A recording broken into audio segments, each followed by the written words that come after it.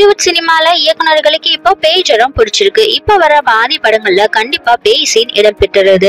ஆனா இந்த பேய் சீன் குறித்த அதிர்ஷ்டம் எல்லாருக்கும் கிடைக்கிறது இல்ல. ஆனா ராகவா லாரன்ஸுக்கு இந்த பேய் கதைகள்ல நல்ல அதிர்ஷ்டம் இருக்கு. இதனாலதான் அவர் இயக்கிய முனி உட்பட காஞ்சனா 3 வரைக்கும் எல்லா படங்களும் அவருக்கு வெற்றி படங்களாகவே அமைந்திருக்கு. காஞ்சனா சீரீஸ் லாரன்ஸுக்கு கிடைச்ச பொக்கிஷம் தான். என்ன எடுத்தாலும் விமர்சனங்களை தாண்டி படம் செம ஹிட் அடிச்சிடுது. சமீபத்துல ராகவா லாரன்ஸ் கிட்ட காஞ்சனாவோட அடுத்த பாகம் குறித்த கேள்வி எழுப்பப்பட்டிருக்கு. இதற்கு பதிலளித்த ராகவா லாரன்ஸ் காஞ்சனா 4 படம் குறித்த வேலைகள் நடந்து வருவதாகவும் இவசம் இருக்கிற படங்களை முடித்து கொடுத்துட்டு காஞ்சனா 4 படத்தை இயக்கி நடிக்க இருக்கிறதாகவும் தெரிவிச்சிருக்காரு. காஞ்சனா படங்களை இயக்கி அவற்றை வெற்றி படங்களாக கொடுத்திருக்காரு ராகவா லாரன்ஸ். காஞ்சனா 4 எடுப்பதற்கான வேலைகள் குறித்து லாரன்ஸ் முடிவெடுத்திருக்காராம். இந்த படத்தையும் சன் பிக்சர்ஸ் நிறுவனமே தயாரிக்க இருக்கிறது தெரிய வந்திருக்கு. இந்த படத்தை 100 கோடி பட்ஜெட்ல டீல எடுக்கிறதுக்கு படக்குழு தீர்மானம் செய்திருக்கிறதாகவும் தெரிய வந்திருக்கு. இதுல சில முக்கிய நடிகர்களை கெஸ்ட் ரோல்ல நடிக்க வைக்க இருக்காங்களாம். விஜய் கிட்டையும் பேசி இருக்கிறதாக சொல்லப்படுது.